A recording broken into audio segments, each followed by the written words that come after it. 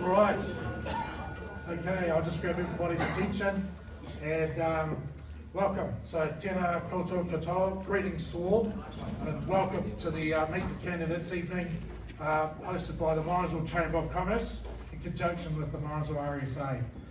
My name is Nigel McWilliam, Chairman of the Chamber of Commerce.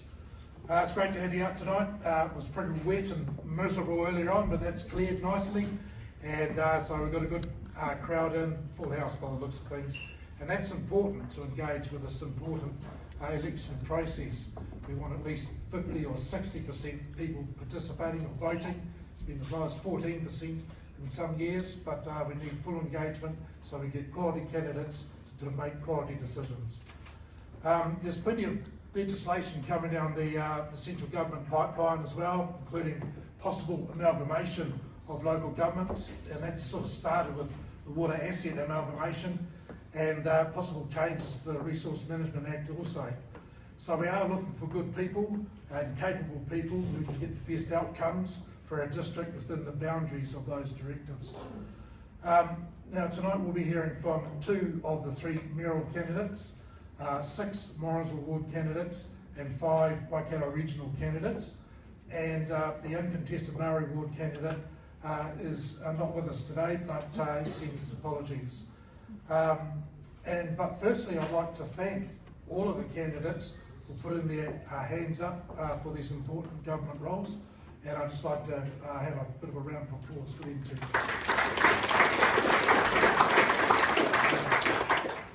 These are demanding public positions.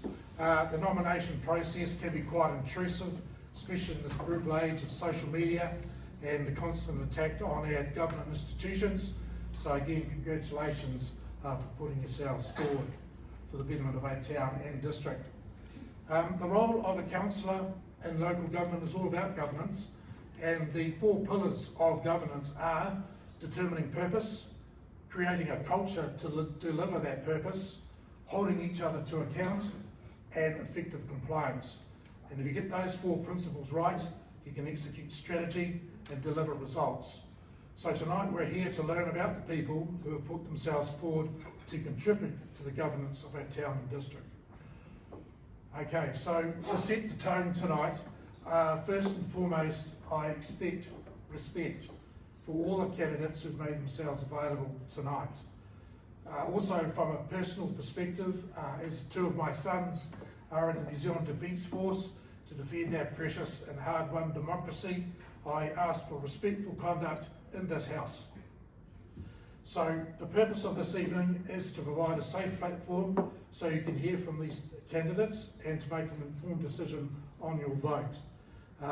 So we scheduled the evening to take about an hour to get through all the candidates, followed by about half an hour with Q&A at the end of it. So what we're going to do is we're going to bring up the ward candidates first, they're seated, and then we'll bring up the regional councillors and then the mayoral candidates last in the 3 tranches, and then we'll have the opportunity then to bring everybody up after they've had their chance to speak about Q&A. And those questions will need to be directed to one person, then they'll have the opportunity to respond, and then from that anybody else within the group can respond to that question also uninterrupted. So that's the plan tonight. Should be a bit of fun. It'll be really neat to get to know these people. So without further ado, I will pass on to Wayne Aberhart. This is all in alphabetical order, by the way, so there's no bias. And so Wayne's going to kick off the evening. So Wayne, over to you. Yeah, good evening, everybody. Someone's got to start, and I've got A, so it's me. So look, I'm just going to address the way Nigel told us how we should answer these. So, who am I? Wayne Aberhart. I'm married to Mary, and I have 2 sons, Liam and Killian, who live and work locally in Morrinsville. I was born and raised in Motueka, and if no one knows where that is, it's Nelson. I grew up on a 9,000 tree apple orchard, so I horticultural in my heart. I joined the police in 1984, and I worked as a policeman in Wellington, the Chatham Islands, Waverley, and we arrived as a family in Morrinsville in 1999. I did 35 years in the police. 15 years of that time was as a youth aid officer and a youth risk officer. As a youth aid officer here, I worked in Morrinsville, Te Araha and the whole eastern Waikato. As a youth aid officer, I had responsibility for preparation of files to Youth Court and Family Group Conference Standard, and I was also the prosecutor in the Youth Court. I worked with youth to enhance their education, and I applied for many boarding scholarships to give those youth a second chance that needed to get out of the area. In my role as a policeman, I coordinated and chaired the Eastern Waikato Family Safety Network. I also coordinated what was called Rock On, which was a truancy program which we nationally, after we'd been so successful. My last year in the police, my last 2 years, I managed the 260 police vehicles in the Waikato Police Vehicle Fleet. I served 20 years as a Police Association committee member, and I served 5 years on the New Zealand Police Association as a director, and also 7 years as a deputy director. And in that time, I also attended the Institute of Directors training. Education involvement. 8 years as a Board of Trustee at St Joseph's Morrinsville, and 4 years as chairman. I was also on the discipline committee at Morrinsville College, so if kids got in trouble for smoking cannabis or fighting and stuff like that, I went as a policeman and helped them deal with it. Community roles. I served on the Morrinsville Community House Committee and was president during a huge restructure. I was also chairman of Piako Community Whānau for 5 years. Sport. I represented Nelson, Hutt Valley, Wellington and the New Zealand Combined Services at cricket. I had 2 seasons playing professional cricket in England. I coached Thames Valley and Waikato Valley cricket teams. I chaired the Waikato Valley Cricket Association for 7 years, and I'm currently the president of the Waikato Valley Cricket Association. And I also represented Nelson at athletics. You wouldn't tell that now though. Why am I standing? Its purpose. This area has been my home for 25 years and I want to give back. Spent a career keeping people safe and helping young people keep on the right path. Getting older doesn't mean stepping back. It means stepping up in a new role. Council needs practical voices grounded in community experience. I believe in leadership with heart and focused on people, not politics. What is important to Morrinsville and surrounding districts? Lots of things. Public safety is in my heart. Advocate of stronger police presence. Work with police and community groups to address crime and prevention, and youth, supporting them in taking a safe pathway. Community facilitation. Ensure sports grounds, parks and spaces are maintained for our future generations. Transparency. Clear communication on rates, council projects and decision making. Partnerships. Strengthen iwi and community relationships and ensure all voices are heard in council decisions. Currently, I'm a driving instructor, 6 years last week. I do 25 to 30 driving lessons a week in Hamilton, Matamata and Morrinsville. And word of mouth is how I get all my lessons. And it's a great job. I'm giving back in a different way. I was a youth aid officer. Now I'm teaching 16 and 17 year olds to drive, and it's a great job. Thank you.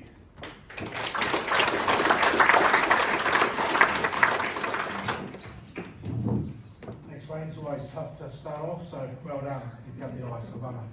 Okay, Grace, thank you.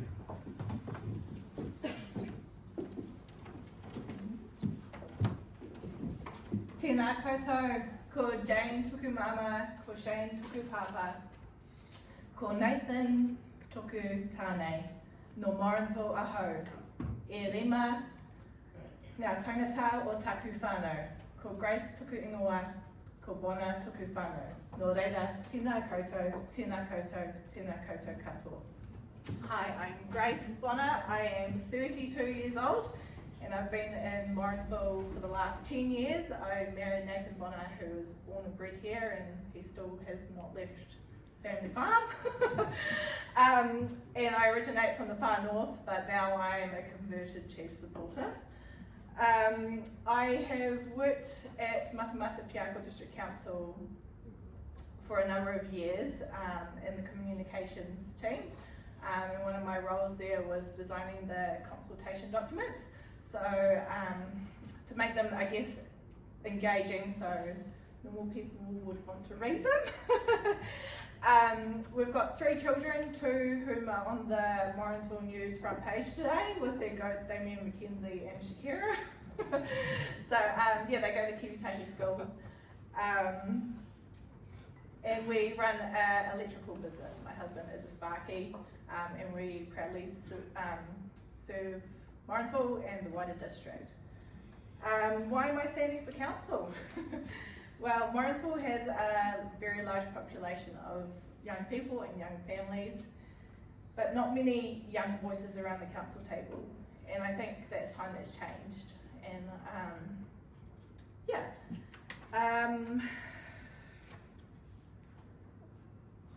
I guess the things that I see important to the community, and I guess in terms of 3 priorities I would change if I could, if I'm elected, is 1, affordability. I've been the communications and media manager at Morrinsville Baptist Church, and I've seen and witnessed firsthand the amount of people that come through the Ezekiel Trust Food Bank that operates there, and it's absolutely mind-blowing. And I think affordability affects everybody. People need to pay their rates and petrol and groceries, and if they can't, why are they going to afford? Why are they going to care about the other things that council does? So yeah, I think we need to be smart about the way we spend, go back to basics, and come up with more innovative ways to grow. And secondly, councillor community communication, and I think my communication background that I bring to the table will be helpful in this area. Because I think people need to know what decisions are being made, why they are being made, and how community feedback is shaped around those decisions. And lastly, speed up service delivery. So things like road safety around schools, like we're waiting on signs that are taking a long time, and I know there's reasons around that, but just making sure the process at council is streamlined, so things like that we know we need to do don't take as long.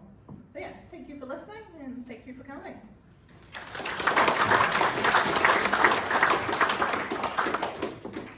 So well done, Grace. You just heard from two new candidates, so the first time up. Now we'll lead into the incumbents, and Sharon, over to you.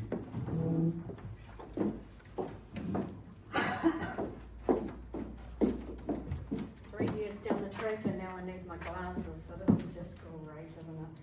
Okay, tēnā koutou katoa, good evening everyone. Thank you to the Morrinsville Chamber of Commerce for holding this event and to the RSA for providing the venue. I would also like to extend a huge welcome to the new families who have made the move to Morrinsville. My name is Sharon Dean and I am seeking re-election for the Morrinsville ward, not because I have all the answers, but because I believe in the power of listening, collaboration and action. I have lived in Morrinsville for 15 years, I have a small business, and like many of you, I have seen the incredible strengths of our community, our resilience, our generosity and our pride in where we come from. But I have also seen the challenges, rising costs, infrastructure pressures, and the need for stronger support for our youth, elderly and our local businesses. I believe that good governance starts with transparency and ends with accountability. I will make sure your voice is not just heard, but your concerns are addressed. This isn't just my campaign, it's ours. It's about building a Morrinsville that works for everyone, not just for today, but for tomorrow too. The Matamata Piako District Council's long-term plan for 2024-2034 outlines a vision focused on building vibrant communities, enhancing infrastructure, ensuring financial sustainability across the district, and aligns with my focus on community well-being. I'm not here to make promises, I'm here to offer a commitment and alignment with our long-term plan. and this includes community wellbeing, investing in facilities and services that support health, recreation and cultural enrichment, to champion local businesses, farmers, entrepreneurs, because when they thrive, we all do, and this creates community wellbeing in our town and district. Infrastructure development, upgrading essential infrastructure like our water, wastewater and roading to meet our future demands. Financial responsibility, managing rates and budgets carefully to ensure affordability and long-term resilience. Environmental stewardship, supporting sustainability initiatives, protecting national resources and growth and planning, preparing for population growth, urban development while preserving the district's character. I will push for smarter spending, advocating for every dollar of your rates going towards projects that matter. I will advocate for practical solutions, more efficient communication from council and a stronger voice for our community in our decision making. So I ask for your support, your trust and your vote. Let's shape the future of Morrinsville together with a smarter approach. Because keeping our town thriving doesn't mean spending more, it means spending better. That means transparency, accountability and a council that continues to treat your money with the respect it deserves. Let's build a Morrinsville that's not just growing, but thriving, one win at a time, and here's how we do it. We focus on the small wins. These are low-cost, high-impact improvements that make a real difference. We partner and collaborate with local businesses and community groups by tapping into the talent and generosity already here. This shared projects reduce costs and build pride. We plan for smarter growth. We need development that fits our town, not one-size-fits-all solutions. And this means prioritising infrastructure that serves our actual needs, not just ticking boxes, not just putting something in a space because we can. And we continue to invest in resilience, our clean water, flood protection, green spaces. These aren't luxuries, they're essentials. And when done right, they save money in the long run. Change doesn't always come from grand gestures, it comes from working smarter. These are the things that make a town feel cared for, and they're achievable if we have the will to act. And too often decisions are made reactively. We wait for direction from Wellington or for other towns to trial ideas before we act. But Morrinsville is full of smart, capable people. It's our time, our council reflected and built on that. We should be setting the pace, not trailing behind. Leadership means listening to the community first, delivering small wins that build trust and momentum, keeping rates fair by focusing on what matters, investing in long-term resilience so we are proactive and prepared, not panicked and reactive, and having the courage to try new ideas that suit our town, not someone else's. Over the past 3 years I've been in council, I have listened, watched, absorbed information and achieved some small wins. And I'm not here to follow status quo. I'm here to challenge it, bring fresh thinking, practical solutions and a commitment to lead with integrity. Let's be the kind of council that other towns look to, not the kind that wait for permission. Let's lead, act, lead the way. Stop waiting for change, let's be the change. Morrinsville deserves leaders, not followers. And to end with a quote, problems are not stop signs, they are merely guidelines to find a solution for progress. Thank you.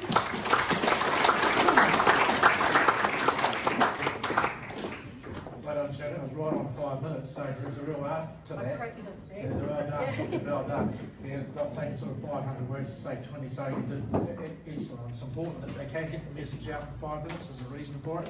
It's about planning and getting those messages with clarity. So, well done, Sharon. Okay, Bruce, over to you. You normally cut me off, Nigel.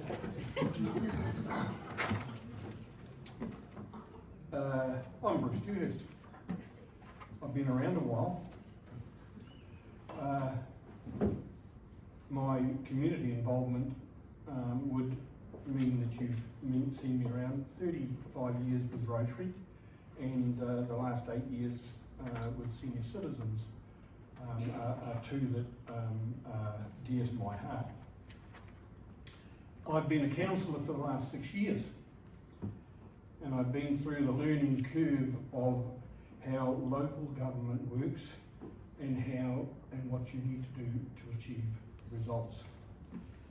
My experience, working experience in the public service, in the corporate world as property management telecom, and then 25 years in private business has given me a wide knowledge to make decisions at council. I'm standing to represent Morrinsville and our district with honesty, fairness and common sense. My focus is keeping rates affordable, providing essential services and planning wisely for the future.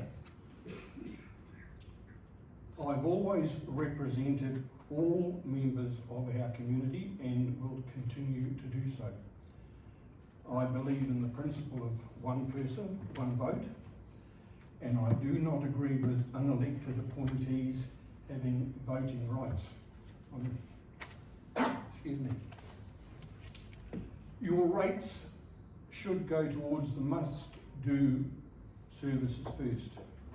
That has been the priority of this present council, and the current economic times must continue to be that priority. There's a lot of money spent. 89 million, I think, is the projected budget, right? We spend 2.2 million on library. We spend 4 million on parks and tracks. We spend 5.4 million on pools. And of that, 3.2 of it's subsidised by rates. Cemeteries, we spend $1 million and that's subsidised by rates. Public toilets cost 1.3 million and that's fully funded by rates. I don't think there's enough pennies around nowadays. These figures raise an important question. Should more of this cost be paid by users, or should rates continue to carry a substantial load? The problem there is that if you charge too much, the service won't get used. When we look at rates, services across the district, having 3 towns means we have a duplication of some services like libraries and pools. It's costly, but it's necessary. We also face challenges, or we will be, with rubbish and recycling.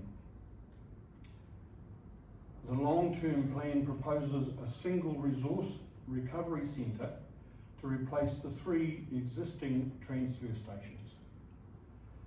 Where might that be and in what form? It's a major consultation. There are some major projects on at the moment. $60 million now to do the Matamata wastewater treatment. In the previous long-term plan, it was 11 million. Why? Because the government is setting more stringent things. But we've got things that we will have here in Morrinsville. We ourselves are going to have an update of the wastewater plant, and that's going to cost $19 million.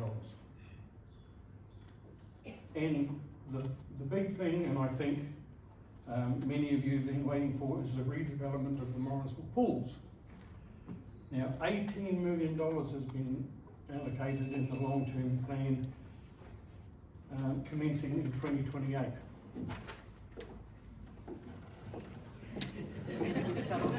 Have we been cut off again? I talk a lot slower, all right? Okay, but no, there's one more thing. Don't be a goose. Vote for Bruce.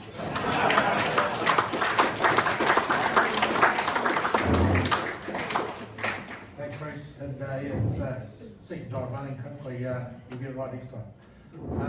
Dane, over to you.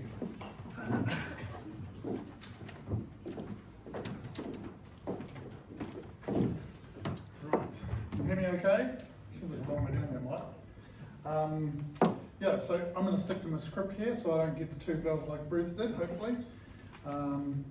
My name is Dane Horn. I've enjoyed living in Morrinsville nearly all my life. My wife Cuddy and I are raising 3 daughters, and my family has been running engineering and manufacturing businesses here in Morrinsville since the early 1950s. After 3 years in council, I feel I have a good idea of its strengths and weaknesses. I believe I can utilise my 20 plus years of business experience to help find solutions for some of these weaknesses, and that is why I'm seeking re-election as a councillor at MPTC. So what are a few things I've learned over the last 3 years in council? Well, I knew going in that I wasn't going to magically cut through all the red tape and transform everything overnight. Indeed, if at all. And yep, I was 100% right on that front. I found that staff at MPDC are incredibly dedicated. They don't get everything right all the time, but the level of criticism and harassment some deal with daily is out of control. I say thank you to all of them for a fantastic job. I learned that James Thomas's dad jokes are funny about 66% of the time. I'll take it. Yeah, that's probably a bit on the high side. And I learned if you look, there are still small wins to be had in lots of places. In my first few months, I had been noticing a number of staff waiting quite a while for their agenda item to come up in the back of the room. It's bugged me. In my day-to-day business, you don't hold staff up. They make the money, so at the next opportunity, I asked if it would make more sense to have a quick jiggle and get staff through faster and back to work where possible. We did, and Mayor Adrian, to her credit, took it on board and ran with it. To this day, you will see the agenda get a shuffle around where possible to get staff in and back out to work as quickly as we can. In my second year, when I knew a bit better how things worked, we had most of a day set out to decide what our priorities for community projects and things were as far as the budget was concerned. The room was packed with councillors and staff. Looking at the information in front of me, it dawned on me quite quickly, we were trying to allocate projects worth about 3 times our budget for the next financial year. Worse than that, just the must-dos required by regulation were more than our entire budget. I asked the staff member with me why we were even looking at should-dos and nice-to-haves when we couldn't afford the must-dos. The answer at the time was the staff would like to see what the councillor's order of priorities looked like for those other projects. Stopping the room, I energetically, let's say, indicated that councillors' wants are irrelevant, you can't get blood from a stone, and you ain't getting anything done past the must-dos. Don't put anything else on the list for now, or staff are going to continue having to write reports we will turn down anyway. It is a waste of everyone's time. To the staff's credit, they pivoted from that, came back the following week with something trimmed way back, and the must-do budget was born a good 6 months before anyone in central government even coined the phrase. Those are a couple of little things that I think that I bring to council from the business background that I have. Now, there are many things that are important in Morrinsville and the surrounding districts: a sense of community for the people, feeling safe, transportation, environmental concerns. None of those things matter though if the people in the area can't afford the rates to live here. Cost cutting to keep rates affordable will only ever go so far. In the first 6 months at council, I even said a best case scenario of 5% on 5% for the foreseeable future is not a win for council. Rates are already unaffordable for many. We need a more proactive approach. In this last term, we gave a decent budget to council to start implementing AI. I fully believe we will see that investment back multiple times over. This begs the question, what else could be done? The regulation and deadlines forced onto council mean the staff have little time to think about the bigger picture, let alone act on it. I think the next step is a small team of a couple of people in councils whose job it is to look for the low-hanging fruit, ramp up AI utilisation, implement better efficiency, and find new income streams. That's what I would like to work towards in this next term if elected. I'd like to say more, but that's probably my time. If you want to hear more, then vote for Dane Horn in these elections. Thank you.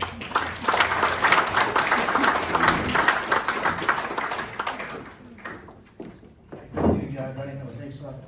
Just a quick reminder, just with cell phones, just making sure they're all switched to silent and so forth. People are generally wanting to know where you are by now, so just a quick check, just to make sure they are on silent, please. Okay, we're just going to final speaker, James Thomas. Thank you.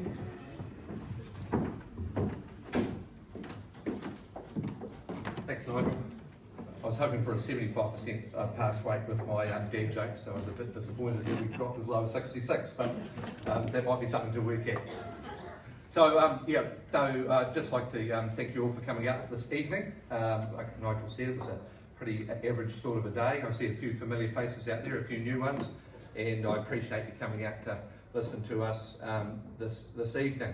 So who am I? James Thomas. I've been fortunate enough to be on council for the last 12 years, 9 of those as deputy. I'm a Morrinsville born and bred boy. I did drift off for 5 years after boarding school. Not sure if that was my parents getting rid of me or wanting to give me a higher education, not sure, probably a combination. 3 years at Massey. I worked on the C's Get Degrees mantra down there, and I did come back with a girlfriend that became my wife, so that was probably a little bit better than my agricultural degree. As of end of August, I am now a self-employed farm consultant, which is fills in my rest of my spare time. Not that there's too much of that. Our son and his family live, work and play in the district, so the district's incredibly important to me. I want it to be a vibrant, successful district, and that's why we all put our names in the hat, because that's what we want to achieve. So I love where I live. There are some wonderful opportunities here. There's wonderful bushwalks, there's wonderful parks and recreation, and we're close to the major centres. So we really truly are in the Golden Triangle. And one of the committees I'm on with Mayor Adrian is the Future Proof Implementation Committee, and there's a lot of work going on there in terms of the Tauranga Link 2, which opens up our district to more growth. And growth is great, but growth comes with a lot of challenges. And you see that with infrastructure. We've got to keep up with infrastructure. Bruce talked to us about cost of that infrastructure and the compliance that we get from central government. So that is a real thing for us to try to balance. We've made some brave decisions this triennium. The Waikato Water's done well as an example of that. We're trying to get more power of economies of scale to try to get our rate money going further. So we are, like I say, the high growth area and the Golden Triangle. One of the committees I've been on this last triennium is I've been chairing the committee for the Matamata Indoor Sports Stadium. That's been a really interesting process. There's been a really good public council partnership with that, and for me, I think that's the key going forward. If we can get public coming to us, the community coming to us, then that's a win-win, and then we can partner along that. I'd like to think that some of the experience I've had in that committee can come forward when we start talking about the rec ground and replacing the Morrinsville pool. It'll be a big thing in this next long-term plan. So, the rec ground, that is one of my passions, I suppose. It's really cool to see the rec ground being used more and more. And more and more sports that we probably never had heard of a few years ago that are using it. And so it's a different growth. I mean, I come from a rugby and cricket background, and I see that, suddenly we've got ultimate frisbee and park running and all sorts of stuff going on up there, which is really cool. And huge growth in football and junior cricket up there. So it's great to see that. I know that, there is pressure on rates, of course there is. And we are mindful of affordability. It's a hard balance to get right. For everybody that wants something, someone else doesn't want that. We don't always get it right. Of course we don't. But you've got to remember that most of us are ratepayers as well, and we don't sit around trying to put pressure on everybody. I did get some good advice the other day. We went to a Fed Farmers meeting, and our guest speaker there, Jacqueline Rowath, said key to governance is being pragmatic and offering common sense. I hope I offer that to you, and I hope I've done that for the last 12 years. I'm proud of the culture in my time at Morrinsville, at Matamata Piako District Council. It's good. We're a rural council. We vote on the issues. We don't have party political places. We vote on the future. We're collegial, and I hope that culture will continue into the next term. And I seek your vote for that, so hopefully keep that going. And as I did 3 years ago, because of Councillor Dewhurst's slogan, I have to come up with my own. So that would be, don't play games, vote for James. Thank you.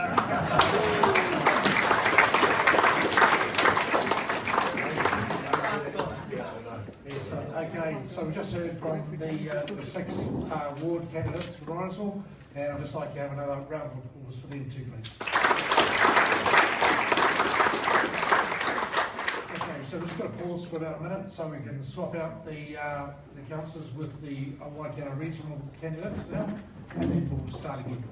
So just again, just from a process perspective, I'm basically asking everybody 3 simple questions to give some structure to the answers, and basically what they are is 3 questions: who, why, and what. So who are you? Basically looks at capability. Why are you standing for council? Looks at purpose, and what's important to Morrinsville and the surrounding districts, which is about awareness. So it's about understanding that, whether the candidates bring that to the table, and that's what we're learning tonight. So we're going to learn more about our Waikato regional councillors now, and we've got 5 here, which is great. They're all here, and so first I'd like to welcome Lindsay Algarve to the floor. Thank you.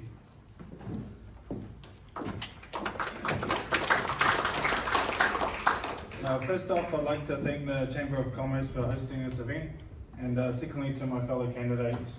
While only 2 of us will be councillors, I want to take this time to thank you all for running with me. I am Lindsay Algarve, 7th generation settler of the Wood family. Some of you may have met my mother Sue. She opened and managed the SPCA op shop, and most recently opened her own bargain store opposite Woolworths, where the old Everybody op shop once was. Give her a visit sometime. I was born in Hamilton, grew up on a farm where I learnt the value of hard work. Left high school at 16 to become an electrician. I loved problem solving. But as the youngest of 5, I never liked asking for money, more so when all I did was flick a switch. So in 2011, I went to the University of Canterbury for science and engineering degrees. If you know your history, earthquakes rocked our world, and we spent the first semester learning in the car park. I later followed up at Massey in Auckland. During COVID, I was able to find the virus infection timeline, Biology 101, to help us get out of level 4 lockdown. I also did an Anzac hackathon and was later invited to a naval innovation workshop where they lost my application. I'd outlined the need for submarines based on a World War III simulation called Conflict of Nations. Months later, they announced AUKUS. I've also promoted cloud seeding during unprecedented wildfires. Coming across the NASA fire map and the expanding Sahara Desert, I would like to terraform the desert and reverse the damage. As for space, start with innovation surveying stakes. The reason I'm running for Waikato Regional Council, who charged me $550 a year and service 225,000 homes, is because I believe I'm the best person for the job. I want your problems, not your solutions. We have a culture of blame, of diverting responsibility and simply picking up the phone and throwing money at consultants who promote the most profitable solutions. I recall Auckland's Harbour Bridge getting damaged by a truck in high winds. They posted photos on the council Facebook page. I replied with 2 solutions. They implemented them both. The danger for me was corrosion of dissimilar metals. So they cut out the middle, welded in a new piece while they waited for the replacement beam. Connectability is important to Morrinsville. First off, a passenger train between Tauranga and Hamilton that goes through both Matamata and Morrinsville. My niece Renee, who works in Matamata in early childhood, tells me the last bus back leaves at 2:20 p.m. She's not my only niece and nephew I've had to drag down to AA to get their learner license. We need to remove dependence and create job opportunities, which we are lacking. Buses simply do not operate around business hours, lack seating at peak times, and can't support mobility scooters. Connectability also relates to water, which we source from local wells. E. coli colonies have been allowed to double and still get an excellence rating, and I believe is the cause of gastro cancers, prostate cancer being the most common. With ongoing and increasing costs to treat water, I believe a one-time investment in laying pipes to freshwater springs is a much better use of money. Over the back heading towards Te Huna, the development was halted due to flood risk. Waikato Regional Council recently upgraded computer software to model flooding based on ocean levels, but is missing coastal erosion and the effect of overgrown stormwater ditches. I think Auckland could have spared a lot of the flood damage with strategically placed fire engines to support restricted outflows based on their combined waste and stormwater system. Water Care and Wellington Water are not good examples of proactive action. We need councillors who know what they are talking about. So if you want an educated, skilled, full-time councillor with common sense, respecting ratepayers, then vote for Lindsay Algra, electrician, scientist and political powerhouse who will push for growth, grab the bull by the horns and reduce consumption spending so in 3 years you have something tangible. Thank you.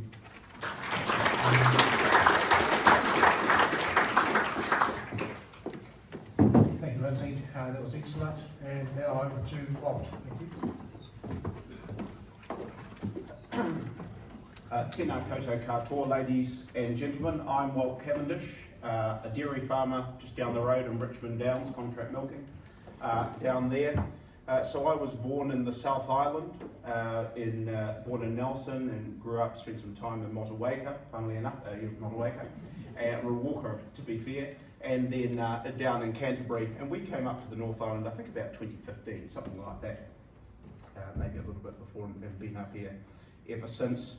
Primarily farming and things like that, from dry stock farming down behind Lake Taupo to doing Hereford stud and work over in the Bay of Plenty, and then we moved over here and got into dairy farming, and to be fair, probably never worked so hard. The reason I'm standing for Regional Council more than anything else is because Regional Council is where the rubber meets the road with rural New Zealand. More than the District Council, it's the Regional Council that gives you the headaches, and it's the Regional Council that come and flick the stick at you if you have effluent breaches and whatever. And most farmers do not go out and pollute waterways. It's not in their nature to do it. Accidents happen, mistakes happen, and we need a council that will work with farmers and work with the rural community, because that's the powerhouse behind the Waikato, is the rural men and women and families. That's what makes this region what it is. And so it's no good having a council that gets out there, cracks the whip, gives huge fines, when actually a conversation at the right time, not when someone's carving up to their knees in mud, pouring down with rain, but at the right time, a conversation and see what can we do to help you get your farm sorted so that you don't have to have compliance breaches, we don't have to fine you, and we can all get on and do what we're here to do. That's to make the Waikato hum. So that's really why I want to get into the Waikato Regional Council, is to make some common sense advances for the rural people. I also want to see better public transport, because as it's been said, the age group here in this part of the Waikato is getting older, and there's just not the public transport. And public transport is a real cost to council, a real cost, and it's not really that well funded, I don't feel, from central government. They tend to pass all these rules and regulations in Parliament, and it sounds wonderful. Then they hand it to regional and district councils, and they forget to give the check behind it so that you can actually invoke these decisions. And so if we're going to have regional transport options, then we have to have people on council who are going to advocate firmly to the government and say, come on, you've got to really give us a fair shake at this and actually help us afford it, because this is the answer to getting more involvement with our local communities. And the Regional Council has a big part to play with the transport, the public transport. And I think working with district councils, we've got a real opportunity here to make Morrinsville, Matamata, Te Aroha, and the surrounding communities really woven together. Because as we get older and can't drive, you tend to get separated, and it's just not a life worth living. So let's get the public transport system working. Let's get the rural sector humming, with less red tape, less bureaucracy, less whipping of the whip at farmers, and work together to try and really advance us forward. The other big problem that we've got here in this part, and heading particularly further down south in the Waiha here, is the PC1, Plan Change 1.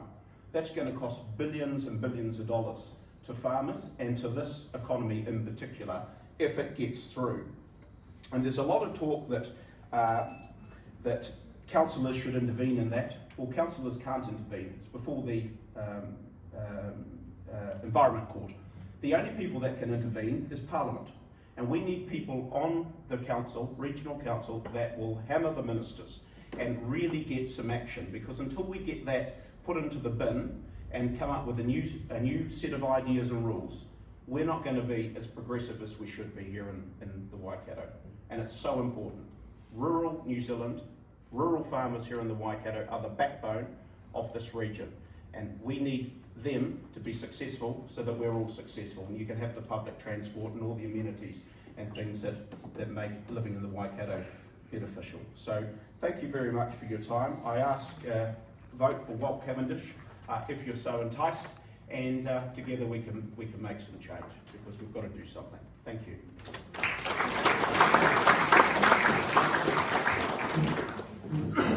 Thank you, Walt. Well spoken. And now Robbie Cookson, thank you. Thanks, Nigel, and thanks to the RSA for putting it on tonight, and thanks, ladies and gentlemen, for coming. And it's good to see we have 5 candidates standing. So I'm Robert Cookson, 4th generation dairy farmer from Springdale, so I'm a Morrinsville and Terra boy. My grandmother grew up on Dodd Road at Mangataparu there, so Motomaho. So I'll get on with what I've got to say. So I'm 4th generation dairy farmer. It's been my privilege to serve as your regional councillor for the last 4 years, or the last 3 years. It's been an honour to represent our community around the table, to make sure our voices are heard. And I'm seeking re-election to stand for you guys once again. I stand for accountability, transparency, and real value for ratepayers. My priority is to ensure your money is spent well and wisely. Far too often, council funds losses to overheads, and that deliver very little benefit. In the last year as councillor, we could have returned $5.9 million back to you as ratepayers. And our council, we didn't have the numbers around the council table, and that money went into projects that should have come out of the directorates that we're asking for those business cases, not from you subsidising it. Also, council is in the 23-24 season, spent $16.9 million on consultants and contractors. This stuff has to stop. All this is bureaucracy and red tape that slow down asset getting replaced and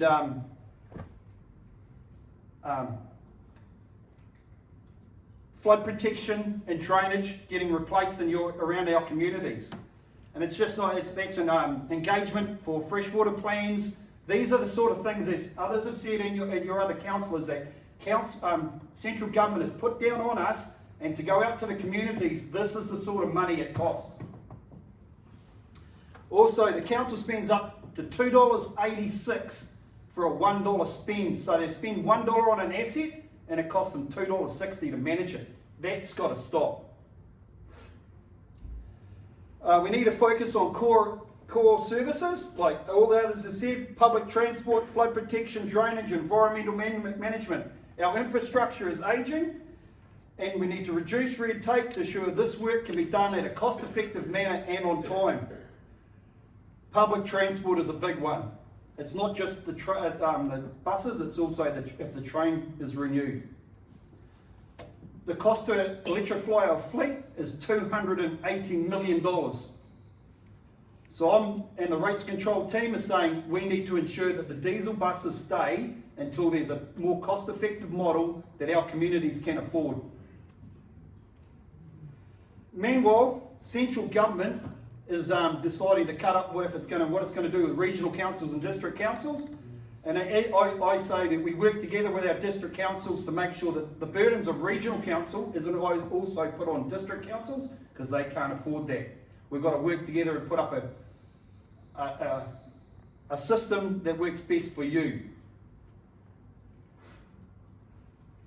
So, things I'd like to get done in the next term if I'm re-elected. I'd like to see a long-term catchment plan for the Waihau, the Piaka and the Waitoa rivers that the community can afford.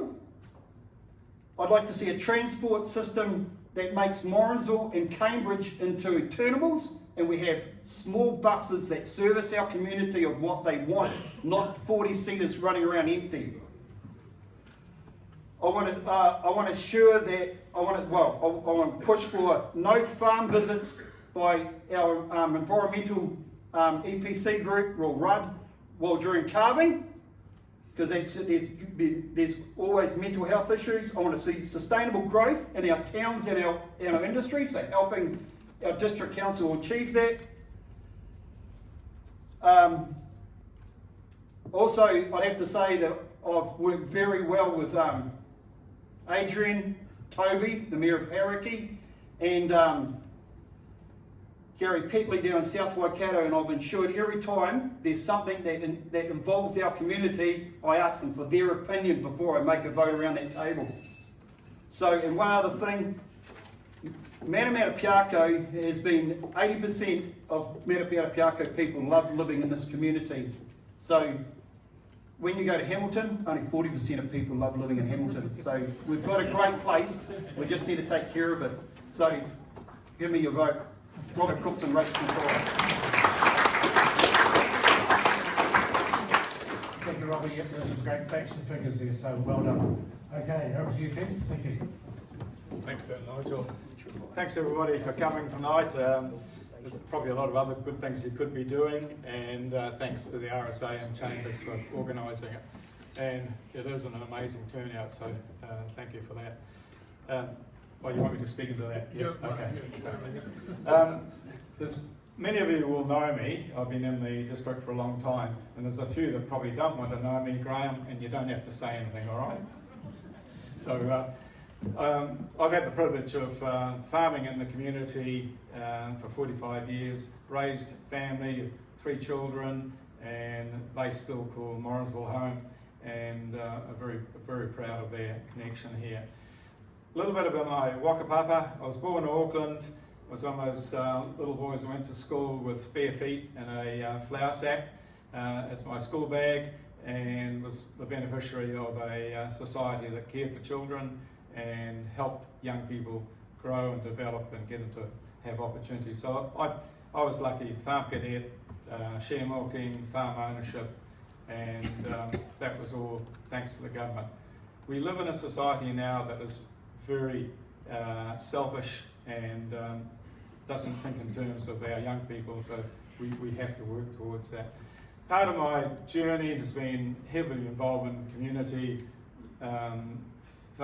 young farmers, federated farmers, school committees, sports activities, director of the New Zealand Dairy Group when it was around, and a lot of other directorships. One of the things that gives me insight into the regional council is I was the chair of the Lower Waikato Zone Committee, which is a subset of the regional council, for 6 years. And it was the most frustrating involvement I've ever had, because you're dealing with a council and council staff that didn't want to listen. So I just finished 2 years as the provincial president of Federated Farmers, and that was a wonderful opportunity. I was privileged to have it, but it also showed me that we're all hurting. People in town, people in the countryside, and people aren't making money. And when you start to look at where the problem lies, it is cost. And where are the biggest costs coming from? At the moment, it's district council and regional council. But one of the things that people forget is the regional council has the most bearing on the costs that district councils put onto you, and we need to be aware of it. I'd just like to read out what regional council does. One, they rate you, and they're responsible for transport, biosecurity, drainage and flood protection, land use regulation. So that's anything you do with your land, they are the ultimate body there.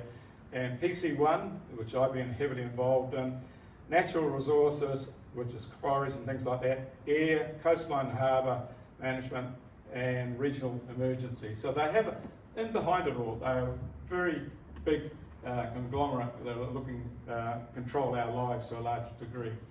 So in terms of why I'm standing, I'm absolutely very angry with what the regional council's not doing, and they're very, very expensive. And what I learnt through PC1 is the staff are operating under delegated authority, so there is no governance there. And going back to Nigel's comments about the 4 pillars of governance, the only thing they're really good at is regulation. The rest of them they failed on. And the governors, who are the councillors, are not a governing. They just go there for lunch because they have no power. The staff hold the power, and that has to be taken back. So that's a real major thing. But Robbie talked about it, is that they don't have the majority. We've got to get the numbers in there to push out the people as single interest people. And talking about Robbie, he's doing the mahi. He's the chair of ICM, and you've got to get him in before any of the rest of us. So in terms of the bigger picture, the RMA is going to make a big difference. And it's coming in this year, and we as a community must be prepared to negotiate the RMA and make sure it doesn't affect our communities, it doesn't affect our regions for the detriment. And so we need to be able to negotiate that. We need to be involved in the discussions, and we need to be aware. The other things that I'm very passionate about is just building our community. So I think the district councils do that very well. We need to support them, and we need to have a vision for the Waikato. Work as a team. The Mayoral Forum does it, but we're not cohesive. We need to work together and push Auckland back up to Auckland and Tauranga back to Tauranga. So just thank you for the opportunity to speak to you. I'm passionate about what needs to be done, and we have to do it. Otherwise, the rates will keep on going.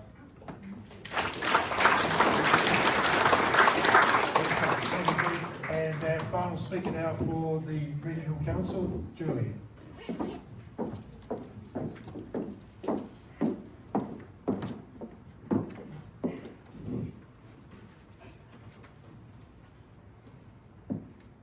Good evening, Morrinsville.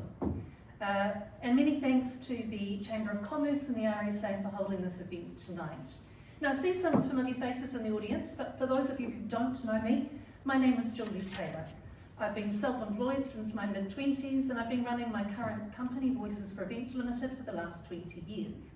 Now, some of you here will know me as your local quiz host, a Tuesday trivia night at the Readout, and of course some of you who might know me a little further afield as the president of the Matamata Dramatic Society. I've spent most of my career teaching voice, communication skills and drama in both the education and corporate sectors. And I believe that it's my strength as a communicator that makes me a really strong candidate for the Waikato Regional Council, and indeed it's one of the main reasons I'm standing. Because at the moment when you get your rates bill, we hear very little from the Regional Council about actually how policy decisions are being made, and we hear little communication from them at all, and I'd like to change that. It's very important to me that you have access to the information, but also that we have access to you as a community, that we get a chance to listen to your thoughts, your concerns. We deserve leadership that listens, learns and leads with an integrity, and I believe I can provide that. I'm also the proud mum of an adult daughter, and she's a marine biologist, so as you can imagine we have some very unusual conversations around the dinner table. The rest of you might be talking about the price of butter or our crappy spring weather that we've been enjoying over the last few weeks, but we get to talk about things like ocean heat waves, acidification, ecological restoration and managed adaptation, which segues to my next important point. So the second reason I'm standing for the Waikato Regional Council is my passion for the environment. I believe environmental issues are the greatest challenge facing our region. One aspect of this is our ability to cope with severe weather events. With the increase of extreme weather events due to climate change, We need to build resilience to natural disasters such as flooding and droughts. The health of our waterways, coast, soil and forests is another major issue. We need to protect existing wetlands and restore degraded ones. We need to plant trees and other vegetation along riverbanks and in upstream areas to filter runoff, provide shade to cool water and prevent soil erosion, which contributes to sediment pollution. Oh, the Regional Council can't solve all of these issues alone. I know many businesses here and local farmers and voluntary organisations are already investing in measures to improve waterways, but we need to continue to work collaboratively across all governmental levels and with locals to find solutions. So if we do continue to work together on this, we will have the ability to enjoy clean rivers, lakes and beaches. Our forests will be alive to the sounds of native bird calls. Together, we can do it. So it's time to stop dumping cars, e-scooters, furniture, McDonald's, rubbish, and other things and other human detritus in our waterways and on our roadsides. Let's work together to conserve our natural resources for future generations. Now, the Regional Council has a huge role to play in creating science-based solutions, fostering pride, education, and supporting local initiatives. And I'm passionate about being part of that process. Also, just a little personal plea, if you're thinking about what's the point of difference between me and these other lovely gentlemen up here, well, guess what, guys? I'm the only one tonight wearing a dress. So if you like a bit of gender diversity on your council, I am the girl for you. The other thing I'd like you to consider is when you look at your candidate leaflets, I am the last person on the last page. Literally the last cab on the rank, but I know you here in Morrinsville are highly intelligent people, so I know you'll read right through to the end of the document and give me a tip. Thanks. Julie Taylor.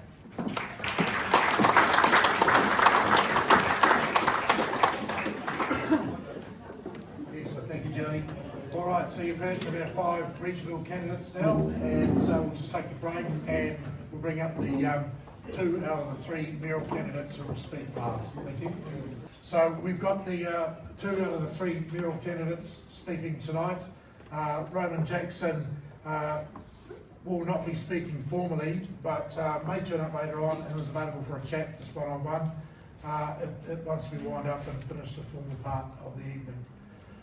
So I'd like to introduce now Ash Tanner, who is the first speaker tonight. Thank you.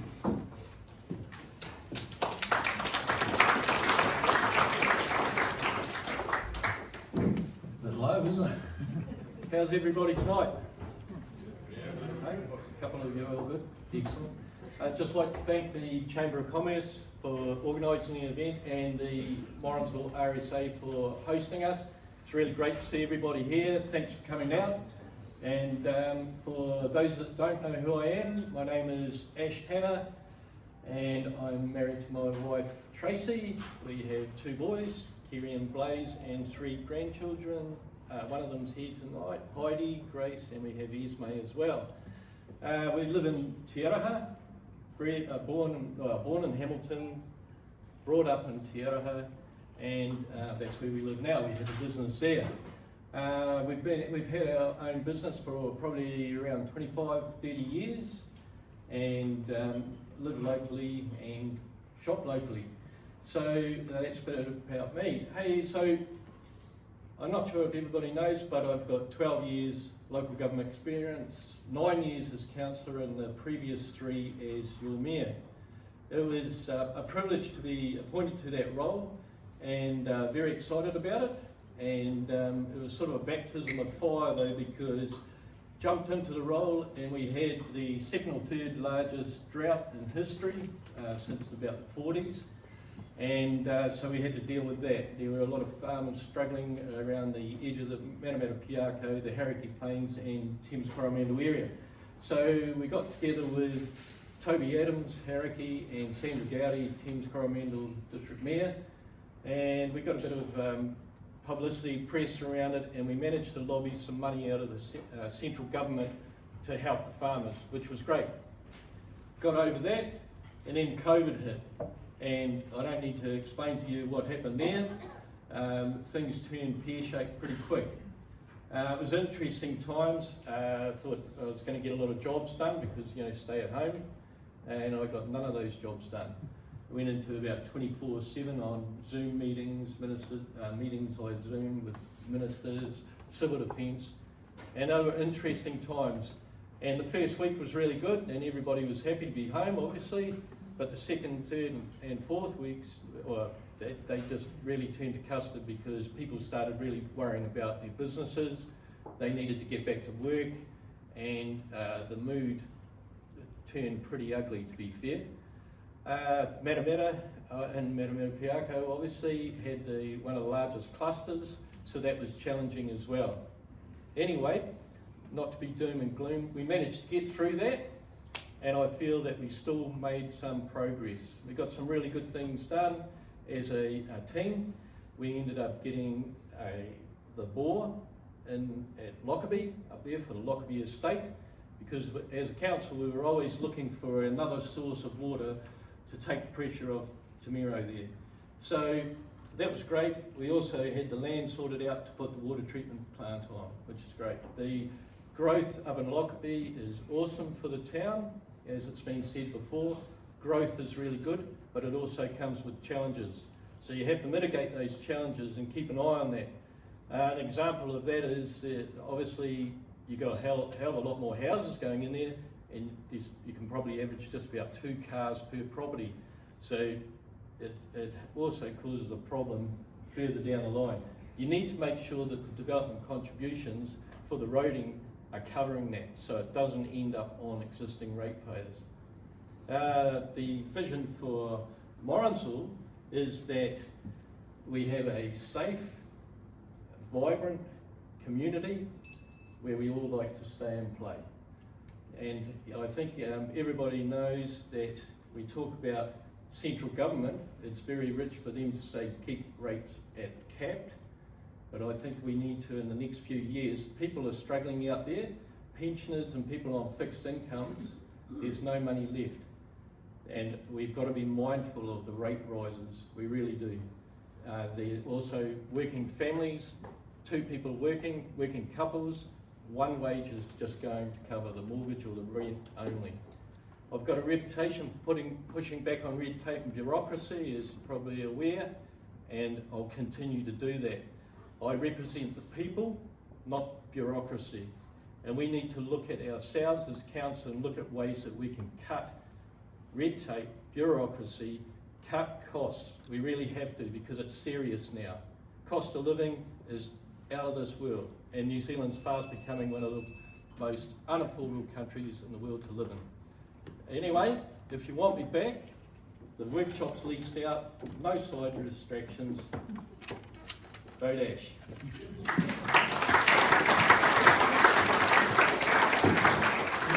Thank you, Ash, and I'll hand you over to Adrian. Thank you. Good evening, and thank you to the Morrinsville Chamber of Commerce for organising tonight, and obviously with the RSA hosting. It's lovely to see all your faces here tonight taking interest in the elections this year. As your current Mayor, I'm seeking your continued trust to lead our district forward. Over the past 3 years as Mayor, building on 6 years as a councillor, I've gained deep insights into our council's complexities, all while engaging with and supporting many groups who make our community stronger. Beyond mayoral duties, I'm a dairy farmer working alongside my husband Warwick, and a mother of 3 and a grandmother of 4, with the privilege of having some of our family choosing to raise their children here in this district we all love. Clearly a great place to live if 80% of us enjoy living here. People describe me as approachable, pragmatic, hard-working and straight-talking, and that I run a tight ship. My governance training and experience as board chair of the Ag Recovery Foundation from 2015 to 2022 prepared me to lead our district through the uncertainties of the recent years. I could see challenges ahead in 2022, and I had the courage to step up and meet them head on with your councillors, who I'm being very proud to lead with over the past 3 years. Clearly there is a growing need to do things differently. We've built momentum this term, investing in essential water infrastructure that adds resilience, supports growth and meets the stiffer regulations. As Ash mentioned before, with the water treatment plant up at Lockerbie, that will get completed this term. And clearly we've been doing pipe upgrades as well. Matamata's Open Country Community Stadium will be completed this summer, and this is now drawing national attention as an innovative partnership between the Ministry of Education, the Matamata community and council, delivering value for both the ratepayer and the taxpayer.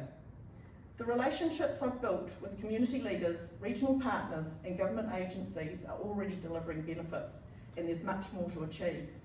I don't just represent our district, I advocate for it on the regional and national stages. Our district needs experienced, steady leadership during this time of significant change. We've faced escalating costs, critical infrastructure needs and tougher regulations. Nobody welcomes rate rises. And I feel that pressure on households and businesses just as you do. But the challenge is we cannot defer essential maintenance or leave problems for the future generations to solve. Our location within the Golden Triangle means growth will continue, bringing both opportunities and challenges. Our membership on the Future Proof Implementation Committee alongside Hamilton, Waipa, Waikato councils plus the Waikato Regional Council positions us well strategically. We've collectively built connections, strong connections with government ministers, which matters because the coalition government has made it clear they want to work with regions, not individual councils. While the primary industries and associated processes dominate our local economy, we're also well placed for other businesses to locate or relocate to our district. Attracting families to move here for jobs go hand in hand with my vision for thriving communities where people are proud to call this place home, where we all benefit from fit-for-purpose services, great community facilities and green spaces.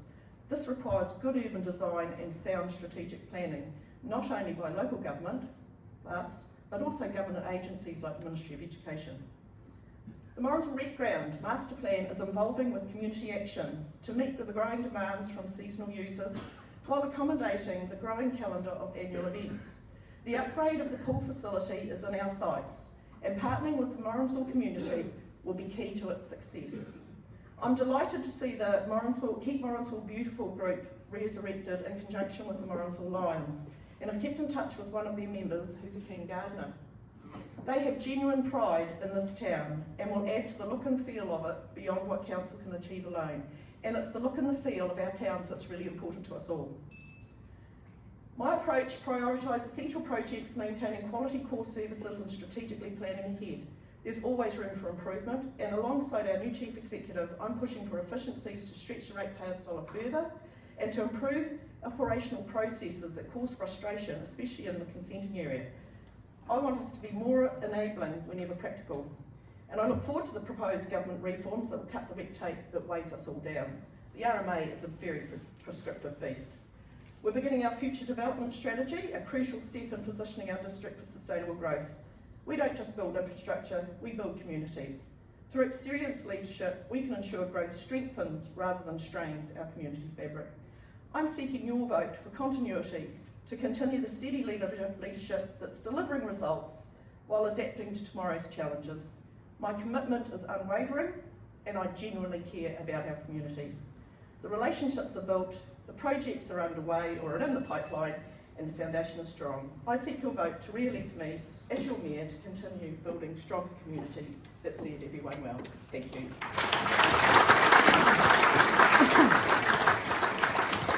Thank you very much, Adrian. Okay, so there's an overview of the candidates and who they are and why they're running for council and their views on what's important to our town and district. So really I'd just like to ask the audience just for a round of applause for all of the candidates for their well.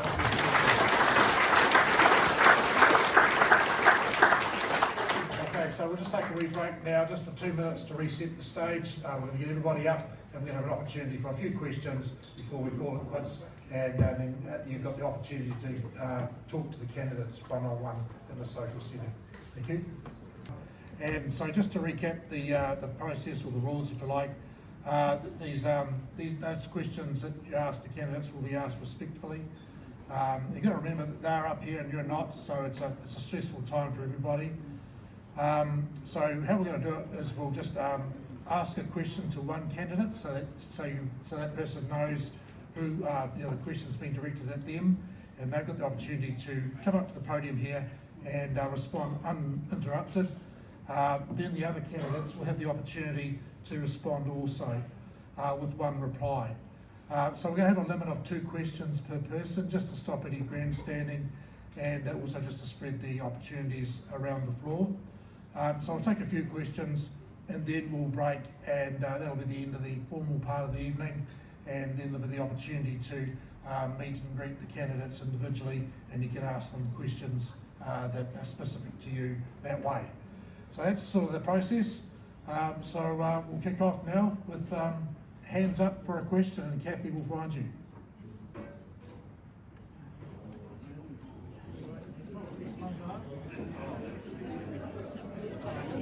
Hey, Lloyd, you put his hand up, come on. Good evening, I'm Eloise. This is a question for the current mayor. My name is Eloise. Good evening, everyone. So I hear a lot of talk about local council, regional council, central government. We all hopefully are working to one overarching strategic plan. So do we have a strategic plan for the whole region that we're all working towards? It just sometimes feels that regional council and local council are just doing their own thing. So I just want to know, is there an overarching regional strategy that we're working towards, and where can we have a view of it? Thank you, Adrian. So just for clarification, that you're referring to like an amalgamation, or are you looking at as a regional plan? Just a strategic plan for the region, where Yep. everyone is working Cool. towards, like local Yep. government, regional council. Yep, no, that's good. Just need to clarify that, because there's a lot of talk about amalgamations, and it's like, oh, not there yet. Oh, hopefully for quite a while.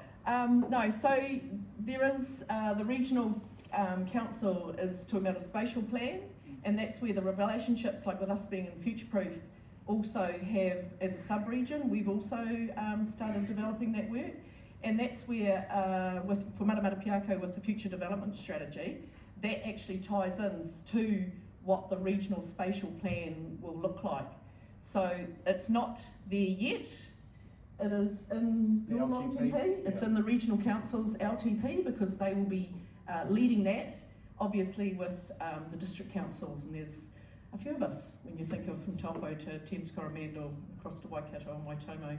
So yeah, that hopefully answers your question, Eloise. Thank you.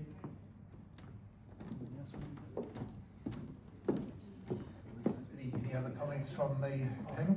I'll just say, in the LTP, that strategic plan is to decide where like key infrastructures for the Waikato region. So, and as Adrian said, district councils have input into that. So it's a 3-year project. So mainly so we can get more money from central government, and we're, as Adrian said earlier, working together as one voice. We don't want to be individuals going out there trying to get it, because it doesn't work anymore. If you want to get in front of ministers, it's got to be for the whole region. Thank you. Okay, thank you, Lloyd. Yeah, Lloyd, question to the sitting district councillors. Sorry? Oh, I bet you turned it on. It's in case you swore before you started, Lloyd. You're key. Lloyd Downing. Now you put me off. I want to ask the existing district councillors, you know, there's a couple of issues that I've seen in this town in the last 12 months, and that was my pet hobby about the Christmas tree outside St Matthew's Court, church.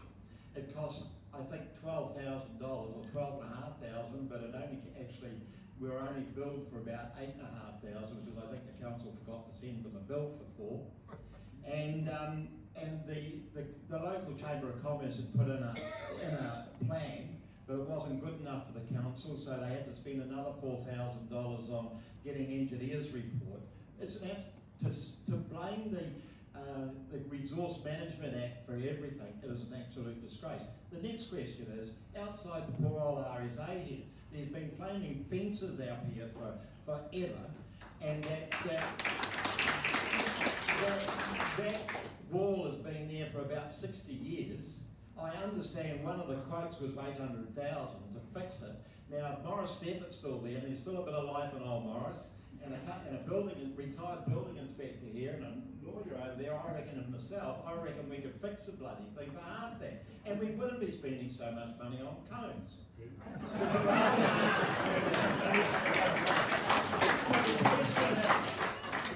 Don't blame the RMA and consent for everything. There's a way of getting around it, and you've got to push back.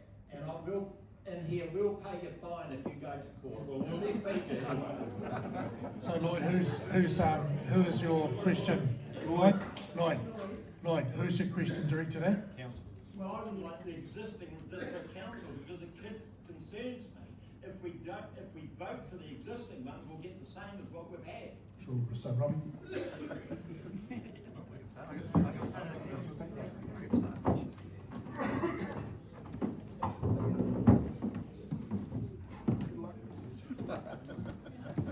I'm going to say it wouldn't be a public forum without a question from the Honourable Lloyd Downing over there. I actually do. Yeah. I'm not trying. I'll get back to your question, but I do remember I first stood for council. You were talking about amalgamation there, and I do remember your wise words that turkeys didn't vote for Christmas. So I've never forgotten that. Lloyd.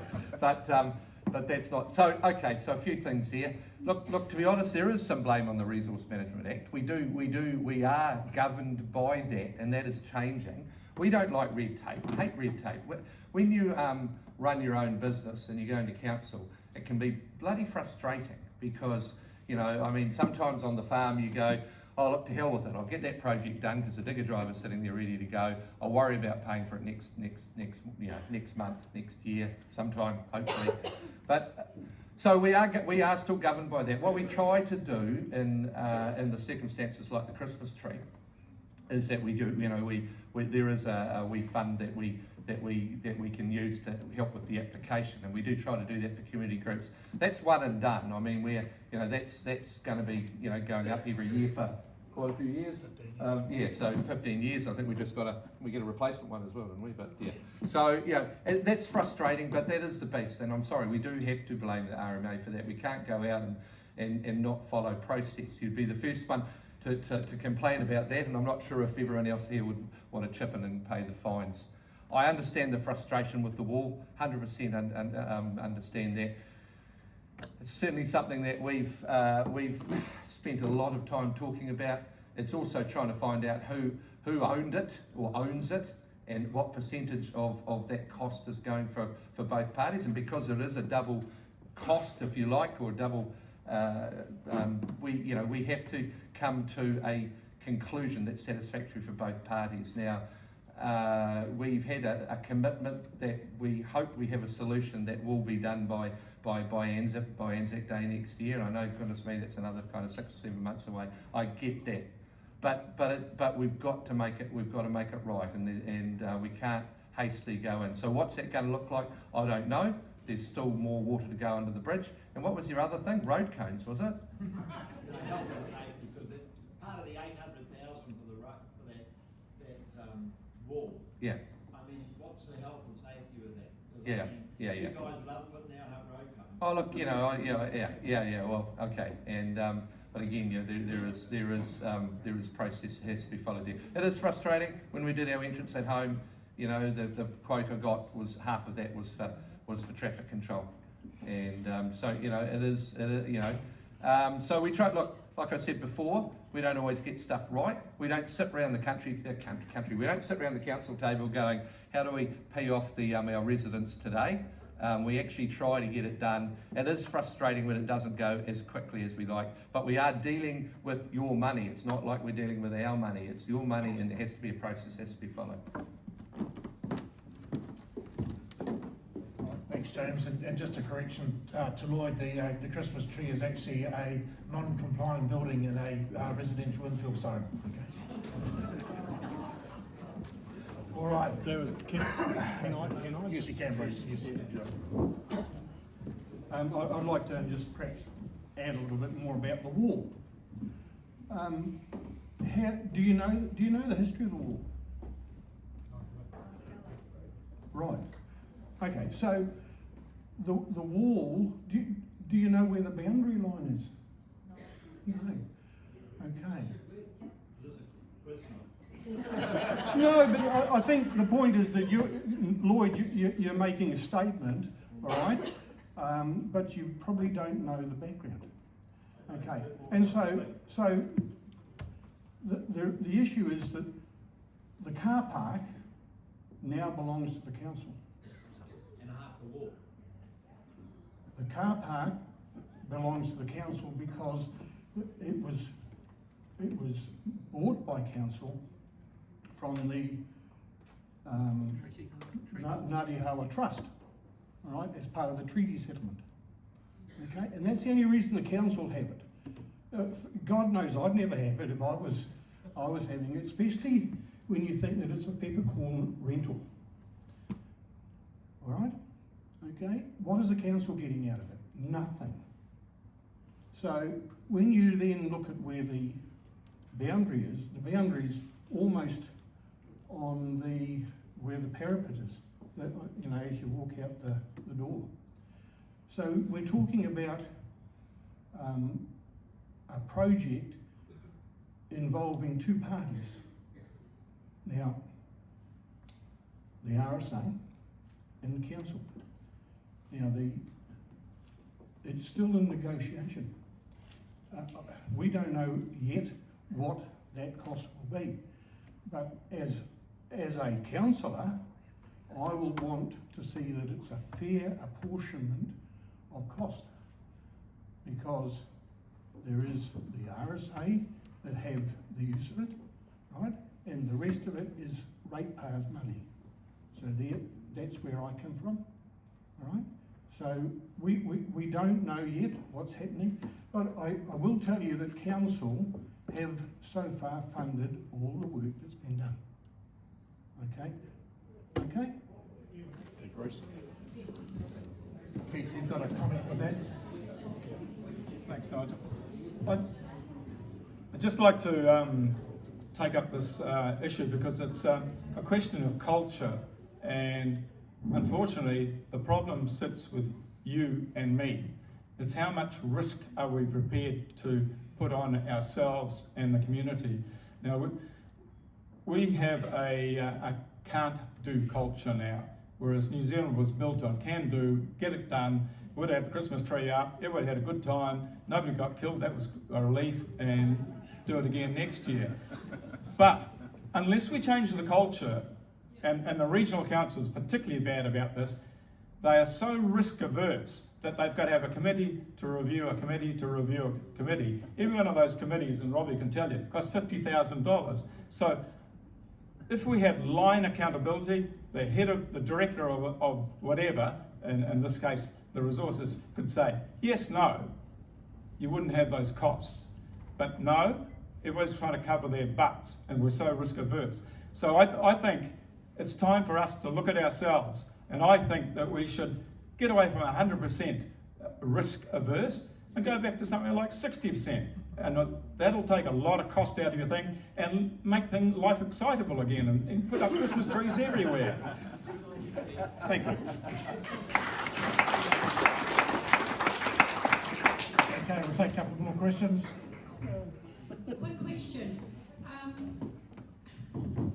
What goes through that wall? I'm sorry, I have no idea what is causing that scenario. Can somebody please explain to me why the wall is it collapsing?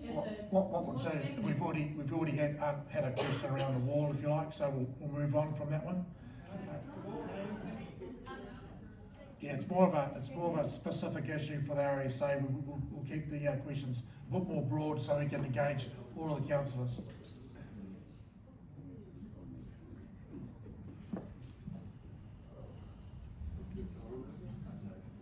I don't know you.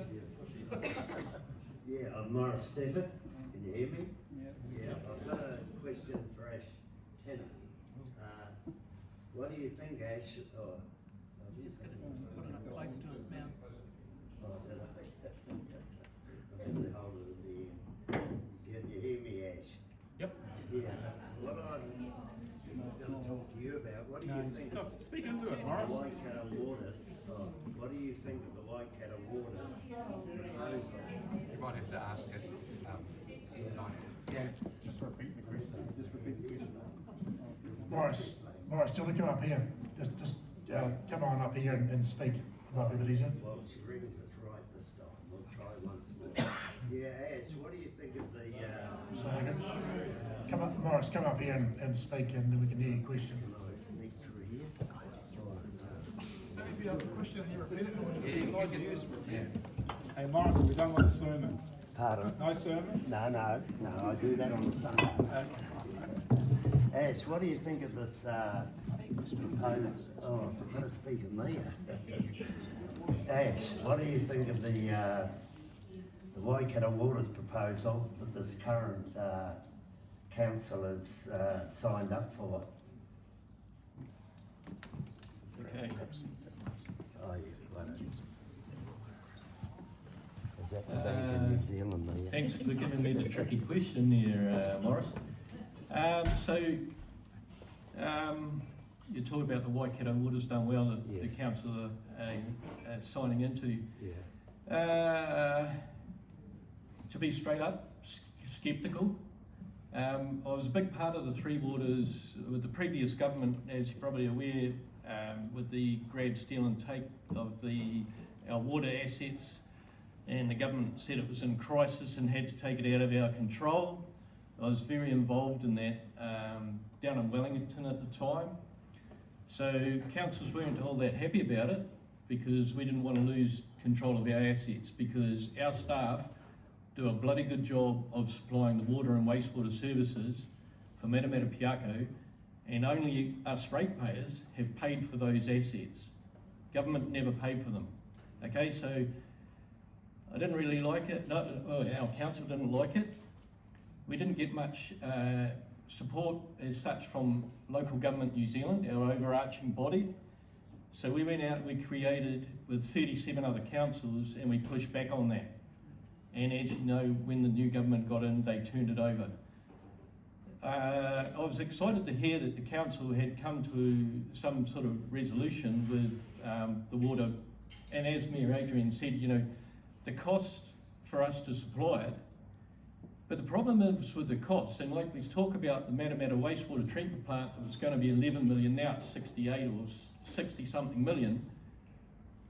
It's no good to carry on and accept that and go, okay, well now it's 68 million. The problem is with the regulator coming out of central government, well, driven by there, that keep pushing out the goalposts with regulations that are above and beyond when the system's not actually broken. And this is the problem. You know, we keep getting these things with these ideas. Like one example of that is the regulations are bringing for wastewater, our wastewater plants. We basically just about have to put drinking water, quality sewage, back into a river that's not drinkable, but at a cost of millions and millions of dollars to get that extra 2 or 3% when it's not actually broken. The thing we need to be doing is, if the government wanted, the government can pay for it. Then there wouldn't be a problem. Now, when I was the mayor, in our group, you know, Communities for Local Democracy it was called, we were working with the government, so we were talking to the National Party, Winston Peters, New Zealand First and the Act, and we were talking about, you know, there's many ways we could do it. And we were saying, if the government want all these new flash regulations for the water and the quality of the water, which you know, there was nothing really wrong with it, then help pay for it. Just like our local roading model, where the government pay 51% of the roading upgrades. Okay? Well, why don't they do that? That's an option.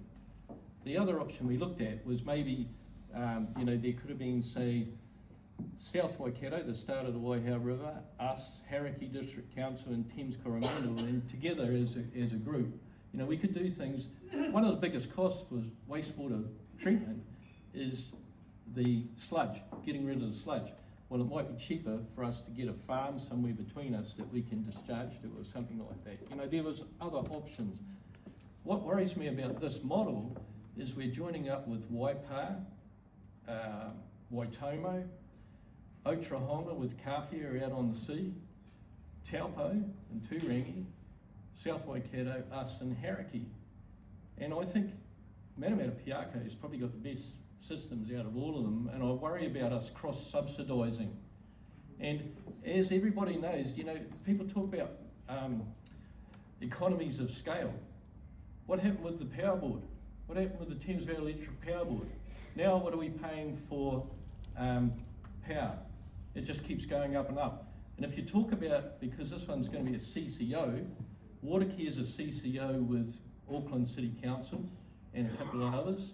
Now, Watercare, we're going out with a 25.8% increase this year alone for the Aucklanders, which was going to be another $324 a year on each property. But the council stood in there and went, no, hang on a minute. Well, you know why that is, because it's an election year for them as well. So we have to be very careful.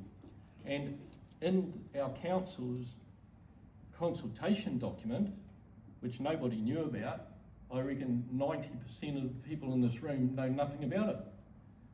So we're going to hand over our assets to a new entity. We're going to start up a new entity.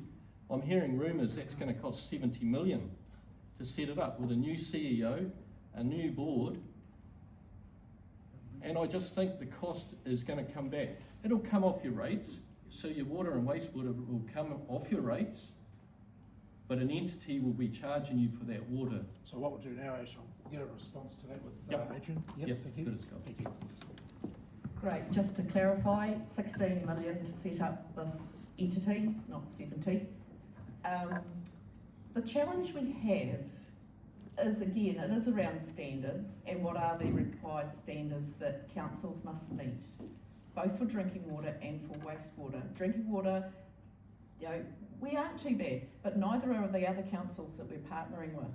So don't be thinking that we're all better than everybody else, because we're pretty much the same.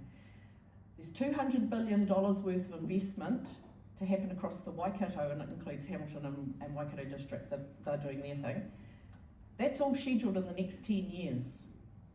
Now, how does little old Matamata Piako go out for a contract for some upgrades that we need to do when we're competing with other councils doing all this at the same time? We've got Manhattan curves of work to be done. We need that to be smoothed. We need buying power and it's just to save that, get the work done, influence the regulator and the regional council, obviously, because there are priorities. So that's the first step. The second is with wastewater, totally agree. It is pretty much drinkable coming out the other end, and I can tell you that Waipa have actually invested in their wastewater treatment plant already in Cambridge, $100 million, and 200 metres downstream there is no fundamental difference in the water quality of the Waikato River. This is the world we're living in. It's a frustration for us all, but we need economies of scale, we need buying power. And the other interesting factor is the non-financial benefit of working together. We have basically staff play musical chairs around the districts as to who they work for. When we lose a person, they've gone to another district, we often end up with someone from another district. That is not investing in a career path for this service that is essential. Who's going to deliver it? Look at our ages. We're all retiring or retired. Who's going to deliver these services in 20 years' time, 10 years' time? We had to have the courage to do something now to set this platform in place for the future. I know it's an interesting one. We still retain ownership of the assets. In the CCO, it's a formation where there'll be a shareholders' council, where the mayors are in the shareholders' council. There's a statement of expectations. Cross-subsidisation will not happen for quite a few years until we're all on the same plane, because obviously some have invested early, we've already invested, and it's how we work through that process. So cross-subsidisation will not occur. The modelling has been done for the next 10 years, and it's a very conservative model, and the savings, while it doesn't look significant, it is a very conservative model. And once we get this in place, we will deliver savings. Because I'll tell you now, if you look at you folk that are living in town, our hefty rate rises have been in the waters space. and the targeted rate for a town person for water and wastewater is $1,582.49. On an average property in town, that is about 40% of the rates. So the costs have escalated, and we have to find a better way to deliver good quality water, good quality and treat good wastewater to our environment. So damned if we do, damned if we don't. We've gone in with this with a lot of information. As for the consultation, we were talking about this in February. We followed you'd laugh actually, the government and their legislation they don't really understand how council works. And so we followed the legislation in our consultation process. It went out, we were advertising it. Unfortunately, for a lot of us, if we're not looking, we don't see. If we're not listening, we don't hear. We do our best to communicate with as many people as possible. We presented to the Chambers of Commerce, to all parties, and so we've did as much as we can to get the word out there in our community. But believe me, we're delivering as good a deal as we can for the people of our towns that receive these services. Thank you.